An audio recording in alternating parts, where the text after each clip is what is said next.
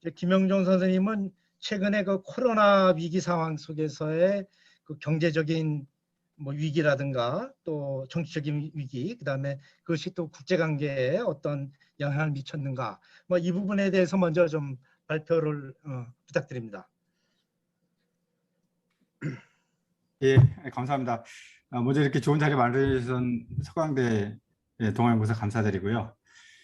예, 저 발표 앞서서요. 지금 오명 선생님께서 이렇게 황인환 선생님하고 저를 발표를 같이 한다는 거에 대해 제가 제안을 드리고 싶었던 부분이기도 했습니다. 왜냐하면 사실 이제 이것이 정치 경제라고 하는 그 틀 속에서 같이 이해될 필요가 있지 않나 이렇게 생각이 들고요.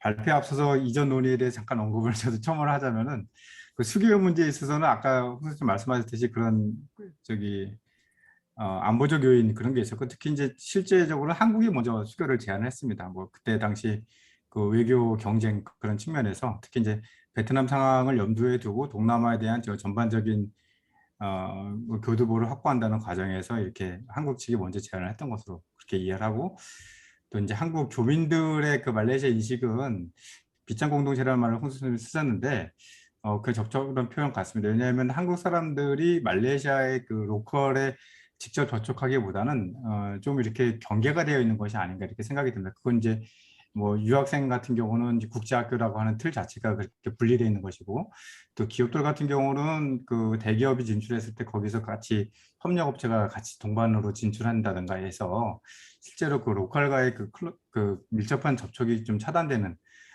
그래서 어떻게 보면은 그게 이제 한편으로 얘기하면 말레이시아가 주는 편리함과 장점이 될 수도 있지만, 한국 사람들이 말레이시아를 이해하는 데 있어서 또 하나의 어떻게 보면 이제 불고 굴절이 되는 그런 상황이 아닌가 이렇게 생각이 듭니다. 예, 그 제가 이제 말씀을 드릴 것은요.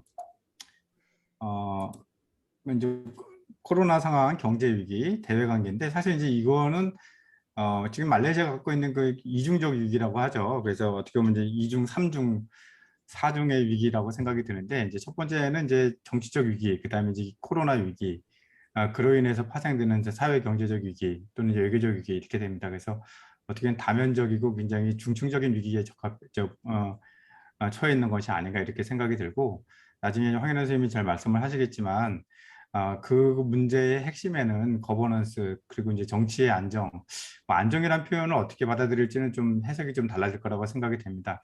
여기서 얘기하는 이제 정치 불안정, 안정 이 자체는 근본적으로 이것이 옳고 그름의 문제는 아니고, 사실 이로 인해서 파생되는 이제 가버넌스의 문제가 아마 근본적인 문제가 아닌가 이렇게 생각이 됩니다. 그럼 이제 몇 가지 이제 경제적 상황에 대해서 이제 말씀을 드리도록 하겠습니다. 코로나 상황을 보면요, 이제 오늘도 뭐 2만 명 이상이 이제 발생을 했고요. 계속 이제 상황이 악화되는 추세에 있다 이렇게 볼 수가 있겠습니다. 그래서 지금 지역별 차이도 굉장히 크고요. 예, 그렇습니다. 그래서 지금 경기 전망, 경제 전망 이런 것들을 봤을 때 이제 몇 가지 다양한 시나리오들이 있는데 거기에서 가장 이제 핵심적이고 어, 요인이자 또 이제 리스크가 이제 그 코로나 상황에 대한 효과적인 통제가 아닌가 이렇게 생각이 됩니다. 거기에는 이제 백신의 문제, 그리고요. 그리고 그다음에 코로나 확산으로 인한 그 이동 통제에 대한 그 제한의 완화 뭐 이런 등등 근본적으로 이제 팬데믹과 관련된 것들이 주요 이제 위기 요인으로 작동을 하고 있는 그런 상황이라고 볼 수 있겠습니다. 정치 불안정 아까 말씀을 드렸는데요. 정치 불안정 문제는 이제 정권이 바뀐다는 것 자체의 문제라기보다는 그로 인해서 기대되어졌던 또는 이제 예정되었던 이제 개혁의 후퇴라든가 그리고 이제 정치 변동 과정에서 정치 권력을 공고하지 못했거나 또는 이제 정치적 이제 정통성의 문제를 갖고 있기 때문에 이런 권력 구조를 강화하는 과정에서 개혁보다는 뭔가 그 이전의 그 구태라고 할 수 있는 정경 유착이라든가 그런 고리들 그런 것들이 많이 나타난다 이렇게 볼 수 있겠습니다. 그래서 이런 것들이 이제 전반적으로 국영기업체의 그 경쟁력을 약화시키는 요인도 분명히 되고요. 그다음에 이제 사회 전반에 있어서의 사회 안전망을 확보하는데도 효율적이지 못한 측면이 있고, 또 이제 무엇보다 이제 직접적으로 나타나는 것이 말레이시아가 이제 경제 성장을 하는 과정에서 외국인 직접 투자에 의존하는 바가 굉장히 큽니다. 그래서 일찍이 이제 말레이시아 경제가 80년대 이후로 대외 개방적 경제 구조를 띠게 되면서 FDI 비중이 상대적으로 높았고, 이로 인해서 세계 경기에 직접적인 영향을 받아왔다 이렇게 볼 수 있겠습니다. 제조업의 비중이 굉장히 높고요. 제조업 중에서도 전자 및 전기 산업의 비중이 굉장히 높다 이렇게 볼 수 있겠습니다. 그래서 구조상으로 봤을 때는 뭐 내용적으로 많이 다르지만 구조상으로 봤을 때는 세계 경기에 굉장히 민감할 수밖에 없는 거의 우리나라도 비슷한 그런 문제를 가지고 있다고 볼 수 있겠는데요. 최근 이제 대외 신인도라든가 말레이시아에 진출해 있는 외국계 기업들로부터의 인식 뭐 이런 것들이 굉장히 부정적으로 영향을 미친다고 볼 수가 있겠습니다. 여기서 얘기했던 뭐 국가 신인도의 저하라든가, 그리고 또 실제로 코로나에 대한 코로나 사태에서 경제적 위기라든가 불안 이런 것들이 현실적으로 여론조사에 의하면은 정치적 불안정에서 기인한다라고 하는 그런 결과도 있다 이렇게 보여집니다.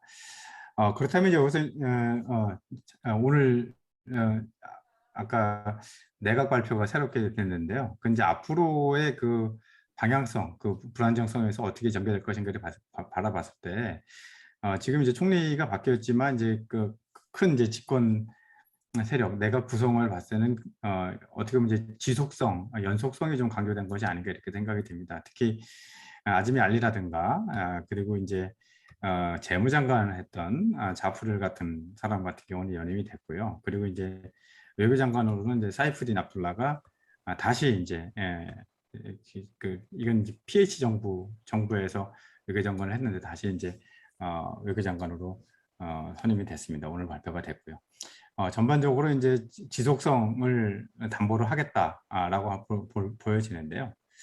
이 카이르 같은 경우는 최근까지 그 백신에 관련된 그 특임 장관 같은 것을 했었는데, 거기서 다시 이제 보건장관으로 어떻게 보면 이제 거기에 관련된 정권을 위임받았다 이렇게 볼 수가 있겠습니다. 근데 사실 이런 걸로 봤을 때 연속성이라고 하는 것이 과연 어떤 의미가 있겠는가? 그럼 이전까지 특히 이제 PH 정부 하락 이후에 PN 정부의 등장 이후에 그 여러 가지 상황들을 봤을 때 뭐 지속성이라는 것이 긍정적일까 부정적일까 좀 우려되는 점이 없지 않아 있다라고 볼 수 있겠습니다. 일단 거시경제 지표가 지금 악화되고 있고요. 올해 이제 2, 4분기 경제 성장률이 16% 정도 성장을 했습니다. 그래서 굉장히 높게 보이지만 그것은 이제 기저효과 때문에 그런 것이고요. 실제로 이제 코로나 이전 상황에서 한참 이제 아직도 못 미치는 상황이고요.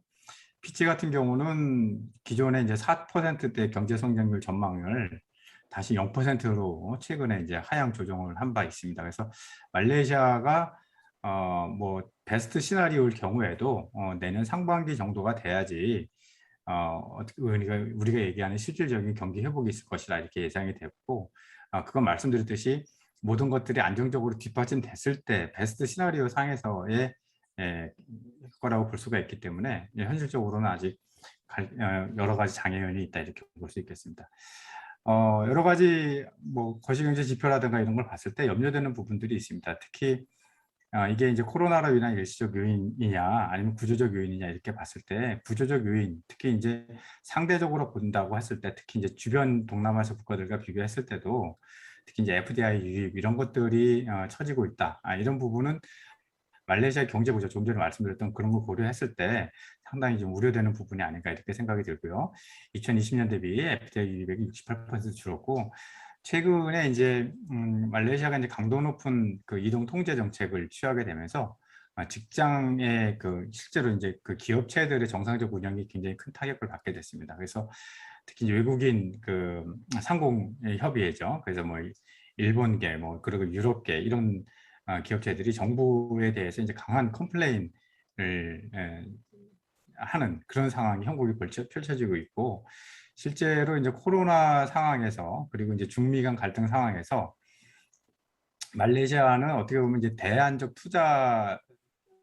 투자지로서 가능성이 있다라고 하는 그런 이제 조명을 받았었죠. 근데 그것이 그 기대에 못 미칠 뿐만 아니라 이전의 그런 실적이라든가 그런 것도 크게 못 밑돌고 있다. 그래서 어떻게 보면 이런 것이 일시적이 아니라 좀 구조적인 문제, 특히 이제 정치적 거버넌스의 문제라고 한다면은 앞으로 장기적인 차원에서도 여전히 문제가 되지 않을까 이렇게 생각이 됩니다.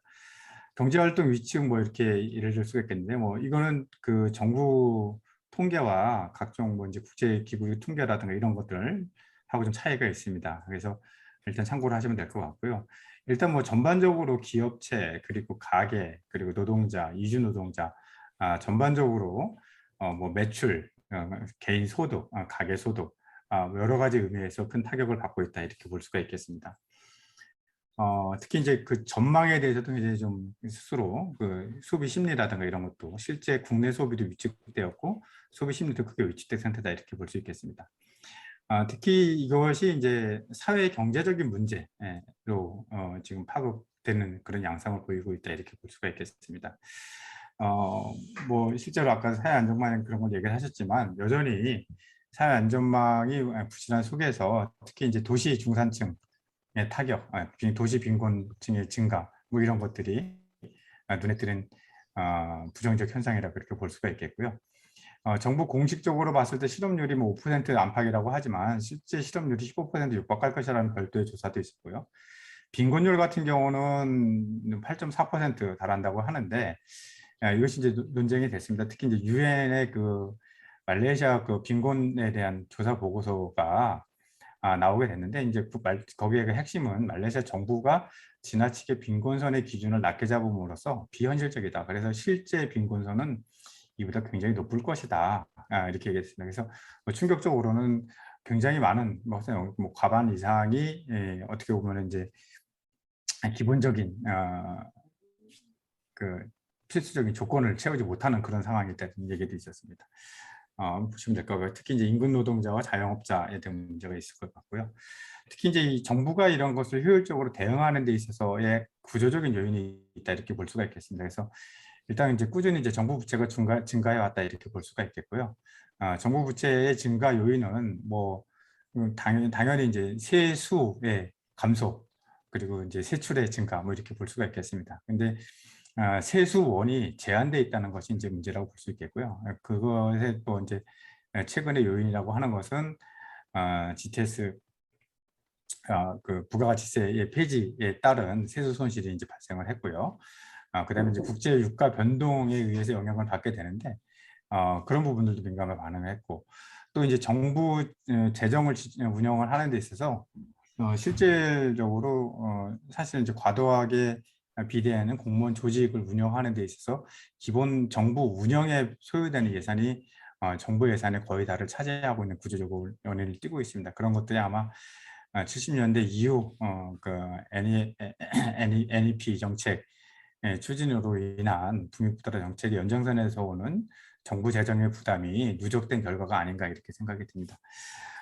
그래서 이제 부채가 증가해 왔기 때문에 실질적으로 정부가 적극적인 대처를 하는 데 있어서 근본적인 제약이 있을 것이다. 이런 예상이 들고요.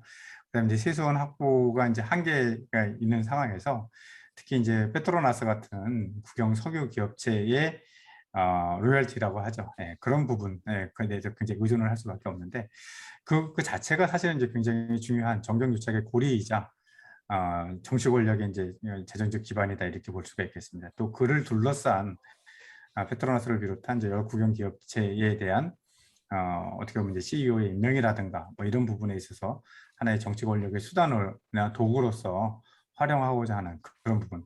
그 과정에서 나타나는 것은 어떻게 보면 이제 효율성의 저하, 그리고 이제 부정부패의 가능성의 증가, 뭐 이런 것들로 나타난다 이렇게 볼 수가 있겠습니다.